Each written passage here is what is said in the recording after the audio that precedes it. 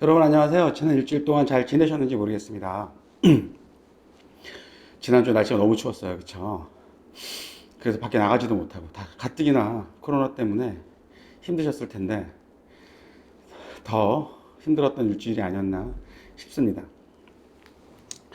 아무리 힘들어도 또 주님은 우리가 피할 길을 예비하시고 우리에게 늘 새로운 어떤 활력소를 주시는 분이십니다. 여러분들이 그걸 믿고 주님께서 여러분들에게 주신 그 은혜대로 여러분들이 늘 그리스도의 말씀 안에서 승리하는 그런 삶을 사셨으면 합니다. 자, 사도신경 하시면서 예배를 시작하도록 하겠습니다. 전능하사 천지를 만드신 하나님 아버지를 내가 믿사오며 그의 아들 우리 주 예수 그리스도를 믿사오니 이는 성령으로 잉태하사 동정녀 마리아에게 나시고 본디오 빌라도에게 고난을 받으사 십자가에 못 박혀 죽으시고 장사한 지 사흘 만에 죽은 자 가운데서 다시 살아나시며 하늘에 오르사 전능하신 하나님 우편에 앉아 계시다가 저리로서 산자와 죽은 자를 심판하러 오시리라. 성령을 믿사오며 거룩한 공예와 성도가 서로 교통하는 것과 죄를 사하여 주시는 것과 몸이 다시 사는 것과 영원히 사는 것을 믿사옵나이다. 아멘. 어떻게 방학들 다 하셨죠 이제? 그러면 이 겨울이 그래도 춥지만 학교도 안 가고 그쵸? 좀 여유롭고 또 이 기간 동안 주님의 말씀을 묵상하고 또 늘 주님의 말씀 안에서 좀 더 성숙한 그런 우리 중고등부 학생들이 되었으면 하는 소망이 있습니다. 오늘 본문 말씀은 창세기 2장 8절에서부터 17절까지의 말씀이고요. 말씀의 제목은 주님 말씀하시면으로 정했습니다. 창세기 2장 8절부터 17절까지 제가 읽어 드리도록 하겠습니다. 여호와 하나님이 동방의 에덴에 동산을 창설하시고 그 지으신 사람을 거두시니라. 여호와 하나님 그 땅에서 보기에 아름답고 먹기에 좋은 나무가 나게 하시니 동산 가운데에는 생명나무와 선악을 알게 하는 나무도 있더라. 강이 에덴에서 흘러나와 동산을 적시고 거기서부터 갈라져 네 근원이 되었으니 첫째의 이름은 비손이라. 금이 있는 하올라 온 땅을 둘렀으며 그 땅의 금은 순금이요 그곳에는 베델리엄과 호마노도 있으며 둘째 강의 이름은 기혼이라. 구스온 땅을 둘렀고 셋째 강의 이름은 히데겔이라. 아수르 동쪽으로 흘렀으며 넷째 강은 유브라 되더라. 여호와 하나님이 그 사람을 이끌어 에덴 동산에 두어 그것을 경작하며 지키게 하시고 여호와 하나님이 그 사람에게 명하여 이르시되 동산 각종 나무의 열매는 내가 임의로 먹되 선악을 알게 하는 나무의 열매는 먹지 말라. 선악을 알게 하는 나무의 열매는 먹지 말라. 내가 먹는 날에는 반드시 죽으리라 하시니라. 여러분들도 익히 잘 알고 계시는 말씀일 것입니다. 여러분들 제가 지금 네 가지 단어를 불러드릴 테니까 공통점이 뭐가 있는지 한번 생각해 보세요. 나침판, 화약, 종이, 인쇄술. 나침판, 화약, 종이, 인쇄술. 이 네 가지 단어가 가지고 있는 공통점이 뭘까요? 예. 여러분께서 이제 학교에서 세계사 공부를 조금 열심히 하셨던 분들은 금방 눈치를 채셨을 것입니다. 이것은 중국에서 발명한 네 개의 4대 발명품이라고 할 수 있습니다. 네 가지는 인류의 역사에 굉장히 큰 영향을 미쳤던 발명품이죠. 나침판은 당연히 나침판이 있었기 때문에 항해가 가능했고 여행이 가능했죠. 그래서 지리상의 발견이 이루어졌고 그리고 선진 유럽의 문화들이 퍼질 수 있었던 겁니다. 공교롭게도 이 나침판은 중국에서 만든 거예요. 화약, 전쟁의 양상이 달라졌죠. 종이, 인간이 가지고 있던 지식을 넘겨줌으로써 세대에서 세대로 이어지게 함으로써 인류가 발전하는 데 큰 도움을 준 발명품입니다. 당연히 인쇄술도 그런 지식을 전달하고 또 새로운 기술들을 다른 사람들에게 옆으로 전달할 수 있게끔 했다는 점에서 이 네 가지는 인간에게 굉장히 인류 역사의 발전에 굉장히 큰 공헌을 한 그런 발명품이라고 할 수 있겠습니다. 근데 공교롭게도 이런 중국이 발명한 네 가지의 그 발명품이 사람들에게 이게 예전에는 이 지식이 특정 부류의 사람들에게만 효과를 줬었잖아요. 근데 이런 것들이 발명되면서 일반인들도 쉽게 지식을 습득할 수가 있었고 또 이런 이유 때문에 많은 사람들이 이제는 대중들의 어떤 지식의 알매 폭을 넓혀주는 계기가 될 수 있었던 거죠. 이런 것들을 바탕으로 16세기, 17세기 프랑스를 중심으로 계몽주의가 발전할 수 있었고요. 이 계몽주의에서부터 시작해서 유럽의 문명이 발달하고 결국 이것이 종교개혁, 산업혁명 등으로 이어지게 됩니다. 그리고 그 인간의 이성을 중요하게 생각하는 인본주의적 관념들이 막 싹트기 시작하게 되는 것이죠. 그래 이런 인간의 발명품들이 인간의 삶을 바꿨기 때문에 그 계몽주의 시대부터 사람들은 인간이 가지고 있는 이성의 힘을 굉장히 크게 생각하기 시작합니다. 그리고 굉장히 높게 평가하기 시작하는 것이죠. 그때부터 이제 사람들은 어떤 생각들을 가지게 되냐면 인간이 이 이성의 능력을 잘 발달시켜서 문명을 발전시킨다면 굳이 신 없이도 이 세상에 유토피아를, 즉 천국을 만들 수 있을 것이다라는 어떤 그런 착각 속에 빠지게 됩니다. 이것이 서양 역사의 근대 역사의 출발점이죠. 네. 근데 그 인간이 가지고 있던 이런 이성적 활동 그리고 지식의 발달, 문명의 발달들이 결국 인간이 가지고 있는 이성만이 이 세계를 바꿀 수 있고 인간을 자유롭게 해줄 수 있다라는 그런 생각들을 가지게 만들었습니다. 사람들이. 근데 문제는 이런 이성에 대한 신봉이 언제 깨지기 시작하면 1914년 그리고 1945년에 있었던 두 차례 세계 1차, 2차 세계대전 때문에를 계기로 인간이 가지고 있는 이런 이성에 대한 신봉들이 사라지게 되죠. 왜 그러냐? 사람들이 이전에는 생각을 했어요. 합리적이고 이성적으로 판단하면 인간이 못할 게 뭐가 있겠어? 라고 생각을 했는데 아시다시피 1차 세계대전과 2차 세계대전은 이성적 판단, 이성을 그렇게 중요하게 생각했던 사람들이 일으켰던 아주 비이성적이고 반인간적인 전쟁이었잖아요. 네. 그 두 차례의 전쟁을 통해서 수많은 사람들이, 유럽의 젊은이들이 목숨을 잃게 됩니다. 단, 몇십 년 사이에요. 그러면서 사람들이 이제 인간이 가지고 있는 어떤 이런 이성적이고 보편적인 논리가 우리를 자유롭게 해주는 게 아니다라는 것들을 깨닫기 시작했습니다. 그래서 새로운 시대가 펼쳐지게 되는 것이죠. 그 시대를 우리가, 여러분들도 들어보셨겠지만, 그 시대를 우리가 포스트 모더니즘 사회라고 얘기를 합니다.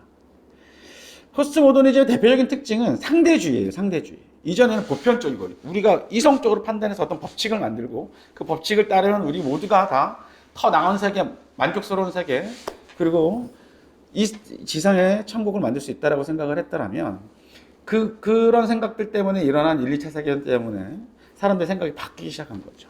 그러면서 모든 진리는 상대적인 것이다.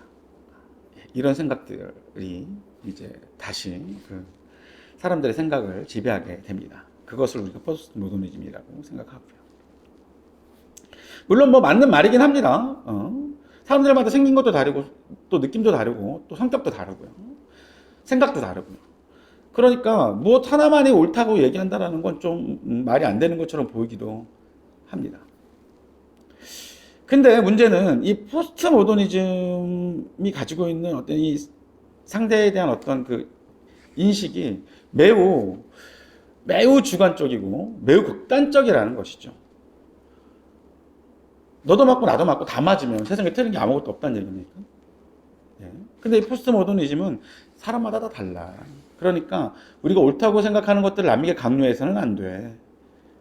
예. 우리 모두가 지켜야 될 그런 보편적인 윤리 같은 것들은 없는 거야 라고 얘기를 하게 되는 거죠. 근데 문제는 인간이 가지고 있는 어떤 생각, 옳고 그름인 것들이 저마다 다 기준이 다르죠.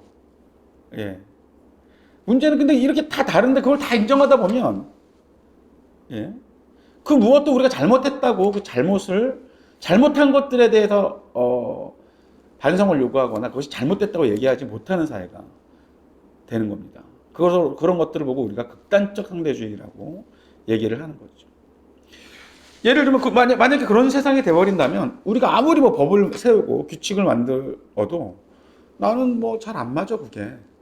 그건 뭐 너한테는 맞는 말일지 모르겠는데 나하고는 안 맞아. 이렇게 얘기가 되는 거고, 우리 사회는 어떤 법을 만들지도 못하고 어떤 규칙을 만들어내지도 못할 것입니다. 그리고 넋을 놓고 남들이 하는 행동을 그냥 다 허락하고 내가 하는 모든 행동을 맡기지 못하는, 아마도 굉장히 자유가 아닌 방종의 사회, 또 어지러운 사회가 될 것이라는 걸 쉽게 예측해 볼 수 있습니다. 그렇다면 포스트 모더니즘 얘기하는 이렇게 기준이 없는 자유가 정말 우리를 행복하게 해줄 수 있을까요? 내 마음대로 사는 것이 정말로 우리에게 진정한 자유가 될 수 있을까요? 예를 들면 뭐 이런 경우를 한번 생각해 보시죠. 길을 가다가 막 중장비들이 늘어서 있는 그런 공사 현장을 마주칠 때가 있을 것입니다. 막 위험하니까 돌아가라고 바리케이트도 쳐놓고 그랬죠. 근데 여러분이 그걸 보고 있는데 약간 되게 재밌는 거예요. 저런 데서 뭐 서바이벌 게임 같은 거 하면 좋겠는데? 그러면서 여러분들이 거기를 들어가는 겁니다. 몰래. 그래서 혼자 신나고 막 재밌게 노는 거예요. 근데 뭐 포스트 모더니즘적 사고방식에 의하면 뭐 어쩔 수 없는 것이에요. 본인이 좋다고 본인이 신나서 노는 거고 거기에 대한 책임도 본인이 지면 되는 거고. 예. 근데 정말 그 행동을 우리가 말려서는 안 되는 걸까요? 그 행동이 긍정적이라고 우리가 얘기할 수 있는 걸까요? 그렇지는 않을 것 같습니다. 그 사람의 자유라고, 그 사람이 그렇게 잘못된 행동을 하고 목숨이 위험한 그런 행동을 처한다 그랬을 적에 그 사람의 자유고 그 사람의 선택의 몫이라고 우리가 무시하고 그를 그대로 방치하는 것은 옳지 않을 것이라는 것을 우리는 쉽게 짐작해 볼 수 있죠. 아무리 개개인의 자유와 개개인의 생각이 다르다 할지라도 모든 개개인들이 지켜야 할 기본적인 어떤 삶의 룰과 기준들은 반드시 있어야 그것이 더 큰 혼란과 어떤 문제들을 극복하고 또 방지할 수 있게 되는 것일 겁니다. 어떤 기준이 없으면 우리는 누구에게도 책임을 물을 수 없고 또 누구에게도 그 잘못을 지적할 수가 없게 되는 것이죠. 마찬가지로 나의 행동을 제어할 수 있는 방법도 전혀 없게 되는 것입니다. 자, 운동장에 모여있는 줄을 한번 생각해 보겠습니다. 여러분들이 이제 지금은 코로나 때문에 체육활동 같은 것들을 못 하셨겠지만 이제 학교 가면 여러분들 제일 좋아하는 게 체육이잖아요, 그렇죠? 체육에 딱 이제 줄을 섰습니다. 체육에서 이제 운동을 하려고 하는데 이제 뭐 편도 짜고 그러려면 이제 줄을 서야 되잖아요, 그렇죠? 근데 이제 이열 종대로 서, 뭐 사열 종대로 서 이렇게 이제 만약에 줄을 쓴다고 생각해 봅시다. 근데 그 줄을 쓰는 데 있어서 기준이 되는 사람이 없다라면 여러분들이 줄을 잘 쓸 수 있을까요? 다 자기가 기준이라고 흩어져 있으면 그게 줄이 이루어질 수 있겠습니까? 이루어질 수 없을 것입니다. 그렇죠? 그래서 선생님께서 늘 기준을 잡아주죠. 너 기준 그러면 그 친구를 기준으로 뭐 사열 종대, 뭐 이열 행대 뭐 이런 식으로 줄을 쓰게 되는 것이죠. 우리가 어떤 질서를 찾고 그리고 우리가 어떤 옳고 그름을 따지기 위해서는 우리가 상대적인 것도 매우 중요하지만 적어도 이것은 옳고 이것은 그르다라는 것들에 대한 기준이 될 만한 어떤 그 한 가지 기준은 있어야 할 것입니다. 그렇다면 그 기준은 무엇일까요? 누가 이 세상의 기준이 되어줄 수 있을까요? 그 일은 오직 한 분만이 가능하시겠죠. 이 세상의 기준이 되시는 분은 바로 하나님이십니다. 왜냐하면 하나님이 이 세상을 만드신 창조자이시고 또 이 세상을 다스리시는 분이기 때문에 그렇습니다. 그렇게 하나님은 우주 만물과 모든 사람의 기준이 되는 분이시고 창조자이자 모든 것의 주인이 되시는 분이십니다. 우리는 앞서 1월 첫 주부터 지금까지 그런 세상의 주인 되신 하나님에 대해서 얘기를 해왔습니다. 오늘 읽은 창세기 2장 8절을 함께 읽어볼까요? 여호와 하나님이 동방의 에덴에 동산을 창설하시고 그 지으신 사람을 거기 두시니라. 하나님이 에덴 동산을 만드셨습니다. 하나님이 동산을 발견하신 게 아니라 하나님이 만드신 것입니다. 더불어 사람도 하나님이 지으신 존재라고 성경에선 분명하게 말씀하고 계십니다. 또 그 지으신 사람을 거기 두신다고 말씀하십니다. 하나님이 에덴 동산을 창조하시고 인간을 그곳에 두신 겁니다. 9절도 같이 한번 읽어볼까요? 여호와 하나님이 그 땅에서 보기에 아름답고 먹기에 좋은 나무가 나게 하시니 동산 가운데에는 생명나무와 선악을 알게 하는 나무도 있더라. 하나님이 그 땅에 나무를 자라게 하셨어요. 저절로 태어나고 자라는 것이 아니라 하나님이 나게 하셨다고 기록하고 선포하고 있는 것입니다. 성경은 처음부터 끝까지 하나님이 하심을 이야기하고 있습니다. 그래서 우리는 반드시 기억해야 합니다. 이 세상의 모든 것의 주인은 바로 하나님이십니다. 하나님이 바로 주인이십니다. 9절에 지금 방금 읽었던 9절에 나오는 말씀은 선악을 알게 하는 나무는 우리가 보통 선악과라고 부르기도 하죠. 푸른 열매가 열리는 나무죠. 먹지 말라고 하신 선악과를 먹어서 큰 문제가 생겼다는 것은 누누이 여러분들도 많이 들어봐서 알고 계실 것입니다. 근데 이제 사람들이 이런 의문들을 가져요. 제가 현장에서 이렇게 친구들이랑 같이 얘기를 해보면 친구들이 가장 많이 하는 질문 중에 하나죠. 하나님이 애초에 이 선악을 알게 하는 나무를 만들지 않았다면 아무런 문제가 되지 않았을 것 아닙니까? 에덴이 하와가 따먹을 일도 없고 아담이 범죄를 할 일도 없지 않았습니까? 하나님이 선악과를 거기 두지 않으셨다면 우리가 이렇게 죄인이라는 소리를 안 들어도 되는 거 아닙니까? 처음부터 이렇게 얘기를 합니다. 자, 이 질문에 대한 답을 한번 드리려고 합니다. 하나님이 세상에 선과 악을 알게 하는 나무를 만들고 그리고 그것을 먹지 말라고 하셨던 그 말씀 속에는 하나님이 우리에게 이 세상의 기준을 알려주시기 위함이었다는 것이죠. 여러분이 친구 집에서 얼마간 좀 지낸다고 한번 가정을 해봅시다. 이게 무슨 말인고 하니 예를 들어서 설명을 하자면 이런 거죠. 그 집주인이 친구가 한동안 이제 어디 여행을 떠난대요. 여러분에게 집을 맡기고 가는 겁니다. 여행 가면서 친구가 이렇게 말을 합니다. 내가 다녀올 동안 다른 친구들도 초대해서 마음껏 놀아도 돼. 파티 마음대로 해. 그런데 여기 거실에 있는 이 도자기만은 정말 아끼는 거니까 누가 안 만져줬으면 좋겠어. 너가 이것만은 꼭 지켜줬으면 좋겠어. 이렇게 주의를 줬다고 한번 생각해 보시죠. 이 말을 하고 친구가 여행을 떠나고 여러분이 다른 친구들을 초대해서 놀았어요. 막 여러분 집인 것처럼 막 자유롭게 놀았죠. 그때 그 중에 한 사람이 그 도자기 중요하다고 생각했던 그 도자기 근처에 가서 막 놀고 춤추고 막 비틀거리고 그런다면 여러분들이라면 어떻게 하시겠습니까?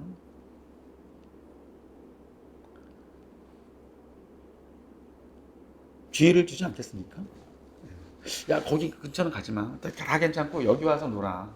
이렇게 얘기하지 않으시겠어요?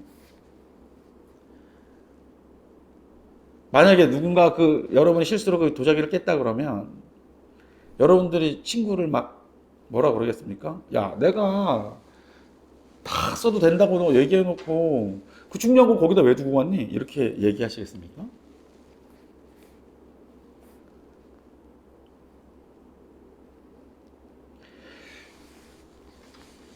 선악을 알게 하는 그 나무는 바로 좀 전에 여러분에게 말씀드렸던 것처럼 그 도자기와 같은 그런 역할을 했다고 생각을 한번 해보시죠. 선악을 알게 하는 그 나무는 하나님께서 이 세상의 주인이 누구인지를 분명하게 알게 하시려고 만들어 놓으신 장치입니다. 여러분들이 어떻게 사는 게 가장 올바르게 사는 것인지에 대한 기준을 정해 놓으신 거라는 거죠. 그 기준이 없으면 우리가 어떻게 살아가야 될지, 어떤 방식으로 살아가야 될지, 자기 마음대로 막 살아가는 그런 방종한 인생을 살게 될 것이고, 그것이 우리를 어지러운 삶 속으로 이끌어 갈 것입니다. 우리가 올바른 길로 가기 위해선 그 올바른 길에 대한 기준이 있어야 하듯이, 하나님께서는 우리가 하나님이 만들어 놓으신 그 세상 속에서 인간이 올바르게 살아가기를 바라셨고, 그리고 그 올바른 삶에 대한 기준으로 선과 악을 알게 하는 나무를 두셨던 것입니다. 이 세상이 하나님의 피조물이고 인간도 역시 하나님의 피조물이라면 하나님이 이 모든 것들의 주인이시라는 사실을 알고 믿는다면 하나님의 말씀이 바로 우리의 기준이 되어야 할 것입니다. 선과 악을 알게 하는 나무는 인간에게 그런 삶의 기준의 역할을 했던 것이죠. 2장 16절 말씀을 같이 또 읽어보겠습니다. 여호와 하나님이 그 사람에게 명하여 이르시되 동산 각종 나무의 열매는 내가 임의로 먹되. 예. 하나님께서는 동산의 각종 나무의 열매를, 그 수많은 열매, 그 아름답고 맛있는 열매를 우리에게 임의로 다 자기 마음대로 할 수 있게끔 자유롭게 먹고 마시라고 허락하셨습니다. 하나님이 허락하신 것은 우리에게 주신 것이기 때문에 우리가 자유롭게 누려도 상관이 없습니다. 하나님이 허락하시고 선물해 주신 우리의 인생과 자연을 누리지 못하는 모습 또한 하나님이 원하시는 삶이 아닐 겁니다. 그런 의미에서 볼 때는 오히려 하나님에 대한 불순종이겠죠. 그렇게 자유롭게 살지 않는다면. 하나님이 허용해 주신 기준 안에서 여러분들은 자유와 기쁨, 행복을 누리는 것은 정당합니다. 하나님의 말씀의 순종함 속에서 그 말씀의 바운더리 안에서 여러분들의 자유를 누리는 것은 올바른 거고 선한 것이라는 것이죠. 17절 말씀도 같이 읽어보겠습니다. 선악을 알게 하는 나무의 열매는 먹지 말라. 내가 먹는 날에는 반드시 죽으리라 하시니라. 하나님이 주신 자유를 우리는 마음껏 누려도 됩니다. 다만 하나님이 정해주신 그 기준은 지켜야 한다는 것입니다. 그게 바로 이 말씀인 것이죠. 하나님이 하지 말라고 하신 것은 반드시 하지 말아야 합니다. 이것은 우리에게 주어진 선택의 차원의 문제가 아니라 우리가 무조건 지켜야 하는 주님의 명령이신 것이죠. 그래서 이 나무의 이름이 선악을 알게 하는 나무인 것이죠. 무엇이 선이고 무엇이 악인지를 알게 해주는 기준이 되는 나무니까. 선악의 말씀을 따르는 것이 선이고 말씀에 따르지 않는 것이 바로 악입니다. 세상 사람들은 저마다 자신의 생각과 경험, 의견을 기준으로 살아가려고 합니다. 그러나 그 결과는 어떻습니까? 자신의 소중한 시간을 낭비하고 타인의 마음과 삶에 상처를 주기도 하고 또 세상에 어그러뜨리기도 하고 수많은 범죄들 속에 자신이 휘둘리기도 합니다. 자기 마음대로 사는 인간들의 삶의 말로는 여러분들이 주변에서 혹은 매스컴을 통해서 많이 보셨을 것입니다. 우리가 하나님의 허락하신 안에서 자유로운 삶을 사는 것은 정당한 것입니다. 하지만 다시 한번 우리의 자유는 그 앞에 무엇이 달려 있습니까? 조건이 달려 있습니다. 조건입니다. 하나님의 말씀 안에서, 하나님의 그 선하심 안에서, 그 하나님이 만들어 놓으신 그 룰 안에서 인간은 자유로울 때 진정한 자유를 얻을 수 있는 것이죠. 하나님이 세워진 기준 앞에서 이것이 맞나, 또 그렇게 해야 하나 의심하는 것이 아니라 절대적인 삶의 기준으로 삼고 믿고 지키는 태도가 피조물인 우리 인간이 지녀야 할 삶의 올바른 자세일 것입니다. 이러한 마음가짐은 우리를 통제하고 괴롭히려고 하는 것이 아니라 우리를 너무나도 사랑하시는 하나님이시기에 우리에게 새로운 기회를 열어주신 것이고, 우리가 안전하고 행복한 삶을 살아갈 수 있도록 기준을 만들어 주신 것입니다. 앞으로 여러분들도 여러분 앞에 주어진 인생길을 하나님이 주신 그 말씀과 그 은혜 선물에 따라 그 말씀 안에서 온전한 자유를 누리시는 여러분이 되셨으면 합니다. 기도하겠습니다. 하나님 아버지, 감사합니다. 또 저희들 오늘 우리가 누리는 자유, 또 우리 삶의 기준에 대해서 서로 이야기를 나눠봤습니다. 주님, 저희가 하나님의 말씀 주신 말씀 안에서 주님께서 허락하신 그 안에서 우리가 온전한 자유를 누리는 저희들 되도록 도와주시옵소서. 하지만 이 자유가 우리를 삼켜서 우리가 방종되고 죄 가운데 살지 않도록 하시고 저희 삶의 기준을 되시고 저희 삶의 표대가 되셔서 저희가 오롯이 주님이 허락하신 그 삶의 바운더리 안에서 온전한 자유를 누리고 그곳에서 행복을 느끼며 또 주님을 향한 그 사랑이 더욱더 넘치는 저희들이 될수록 주께서 인도하여 주시옵소서.